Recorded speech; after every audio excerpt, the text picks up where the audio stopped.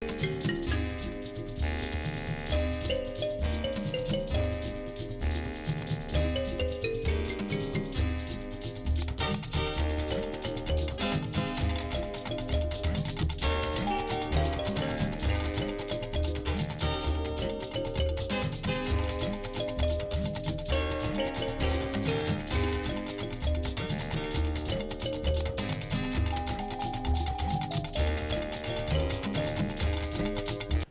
the Supreme Court came up with its verdict on the use of the smart card reader as it concerns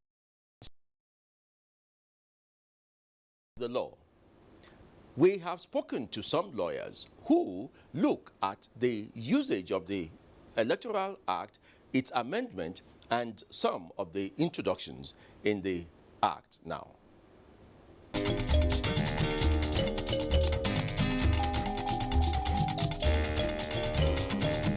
What's your opinion about what the National Assembly is doing and now that it's been accepted?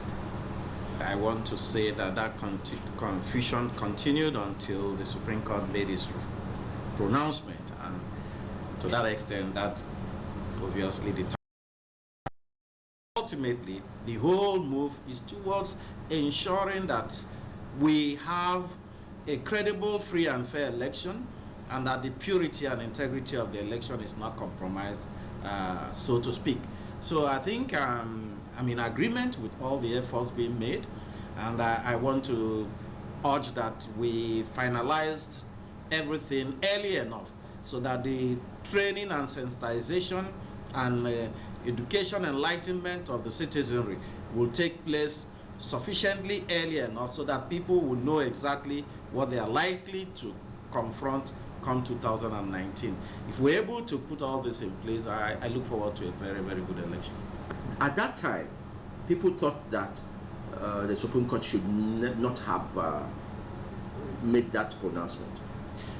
Well, the Supreme Court's hand cannot be tied, so to speak. Again, it depends on the issues that were canvassed and the grounds of appeal that were obviously filed by parties. Incidentally, I was also part and parcel of that litigation, as the case may be, and to that extent, I knew from the onset and from all that happened, coming up from the tribunal and all to the Court of Appeal and so on, that issue was very, very cardinal and fundamental in the determination of the disputes that are raised, and to that extent, there was nothing that would have prevented the Supreme Court from weighing in one way or the other on the issues raised without necessarily failing to address the issue properly. So they needed to address the matter, and they did so. We initiate moves, but do not back them with laws, because that pronouncement by the Supreme Court has now been justified with the moves that's been made to legalize the electronic voting system. Well, the e-voting system is a move in the right direction at any point in time. And yes, I agree with you entirely that what is being done now by the National Assembly is to put a stamp of authority on the pronouncement of the Supreme Court to an extent. In other words, validating in form of legislation what the Supreme Court pronouncement was. So to that extent, we are now moving from public policy to statutory pronouncement or enactment, as the case may be. One can be deviated from one way or the other, but one is static in the sense that it is a legislation unless it is repealed. Now, what that means in effect is that, yes, we are given credence or lending credence to the Supreme Court's pronouncement by trying to validate that pronouncement in a statutory form. All I'm trying to say is that electronic voting is good, and we must look forward to it. But we must look forward to it within the context of our own peculiar environment. Why do I say peculiar environment? We must take cognizance of the fact that electronic voting must work with certain parameters in place. The issue of power, the issue of the enabling environment, And when I mean a leveling environment, I must talk particularly about the level of literacy in a particular locality. Are we sufficiently literate enough in this environment to the extent that we can conveniently and comfortably embark on e-voting? I am afraid we are not. I am afraid we are not. We don't have that level of literacy. It is not simplistic enough for you to say you just press a button. You must have an idea of what you are pressing and so on. When it is just to drop the ballot, we cannot even do it. So that is just my fear. But whether it's a dynamic move, it is. We are occasionally always in a hurry to adapt, adopt, and practice what obtains in other climes. A much more civilized climate. If we go historically, we must ask ourselves, at what point in time did America even adopt electronic voting? In their long checkered history of almost 200 and something years, at what point in time did they start electronic voting? And where are they in terms of their educational awareness and enlightenment as far as their democratic processes are concerned? I don't think we have gotten to that level. I don't think so. So my challenge is that, yes, it is a dynamic move, but no, we are likely to face the challenges of not having the environment that is conducive for such a voting to flourish. And what are we confronted with? It will create room for abusing the integrity of the pure process. It will create room for lack of purity of the electoral process. It will create room for possible compromising of the voting system, and obviously it will lead us to lack of free and fair election if not properly guided. But if we are able to pan it out in such a way that we can achieve all these other indices. Process of accreditation before we go to voting. Well, the decision by the National Assembly to amend the Electoral Act is to bring in line the manuals or the guidelines of INEC, most especially when it relates to issue of accreditation. Before the 2015 general election, elections were conducted and accreditation were done on a manual basis. But in 2015, Independent National Electoral Commission introduced the smart card for the purposes of verifying a voter, for the purpose of verifying a voter who has already registered and has his name in the voters register.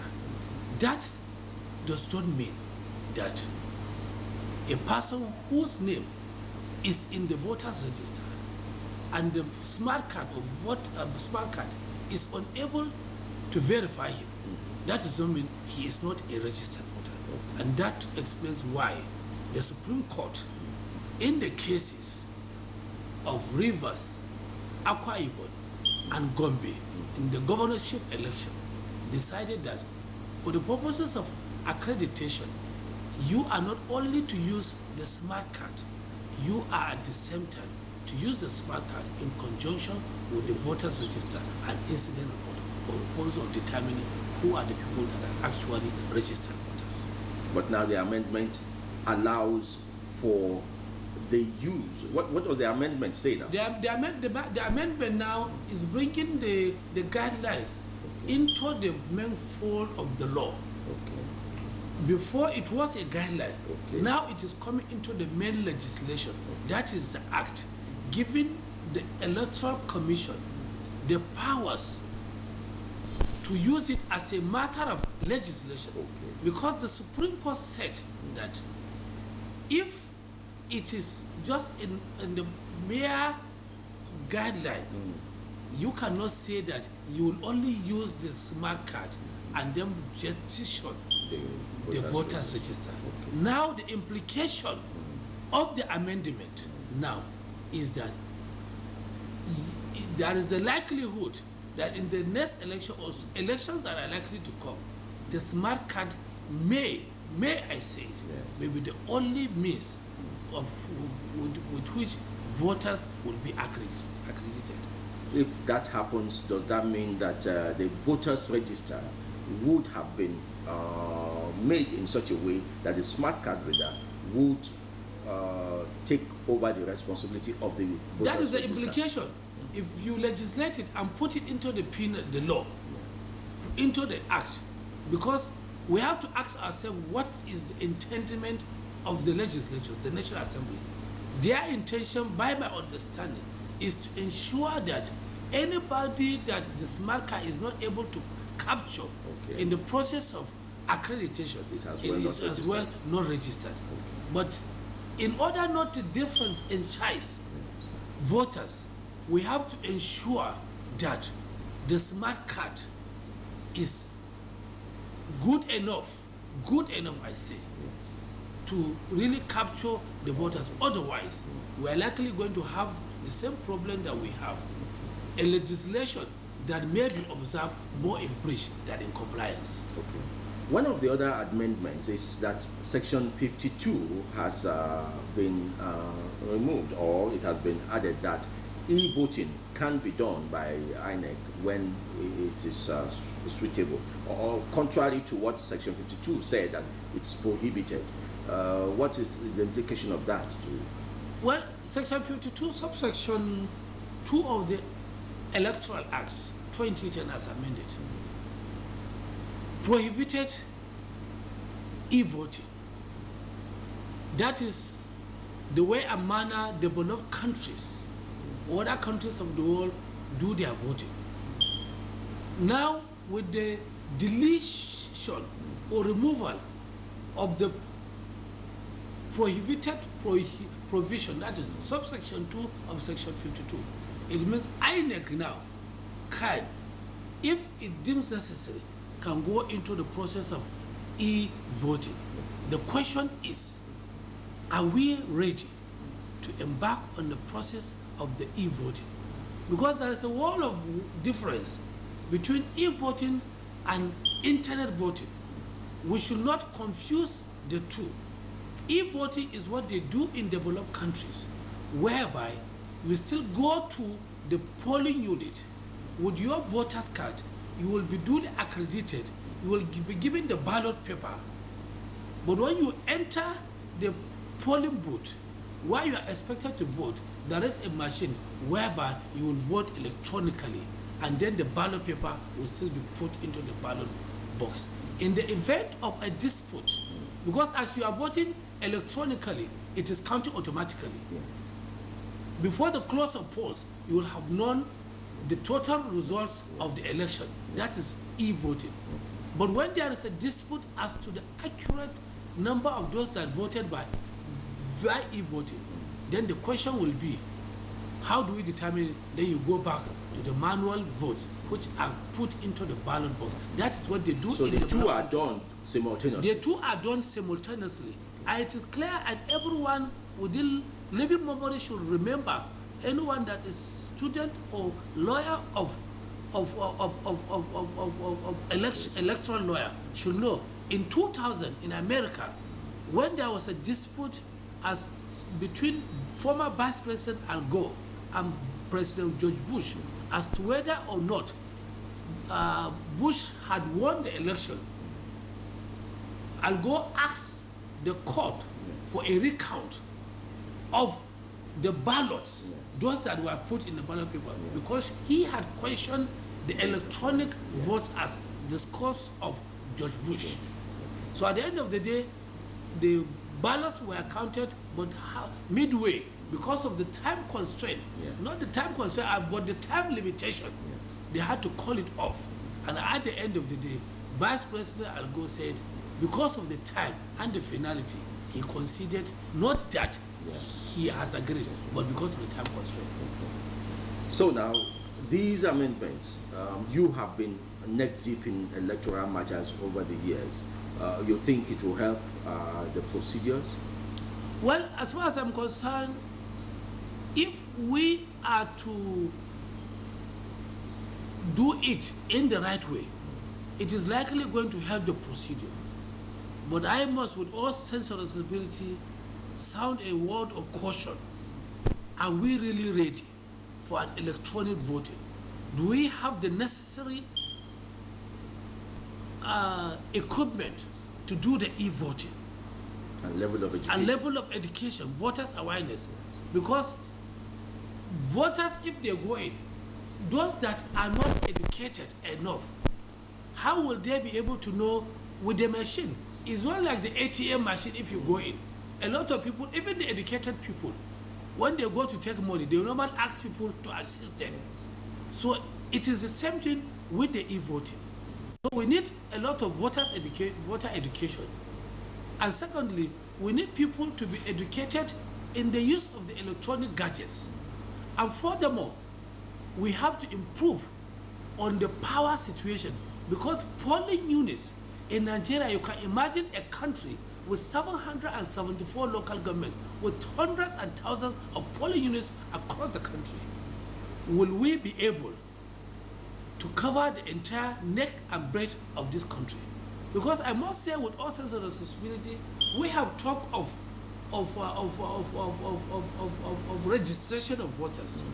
We are to register voters using the data bank, as the Nigerian immigration are using their own data bank for the purposes of issuance of passport. But what did we have at the end of the day? Mere laptops were used to register voters.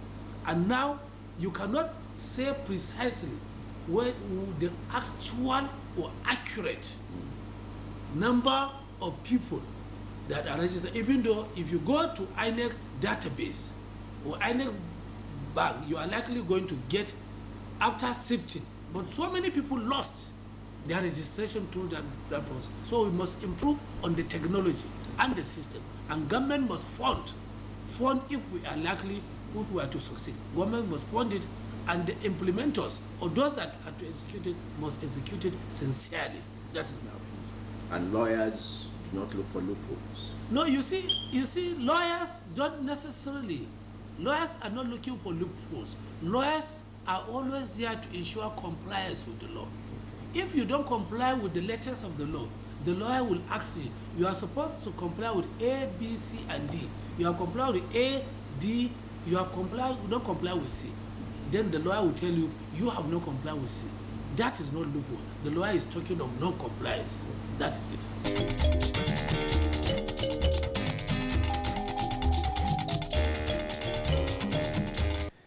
These are lawyers who have been involved in electoral litigations, and so they know the loopholes.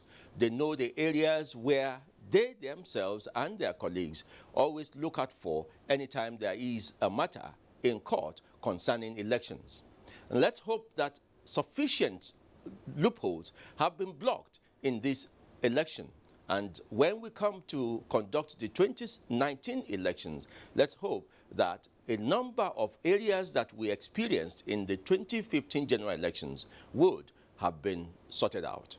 Thank you for being part of our program today, The Skill. More issues are always on the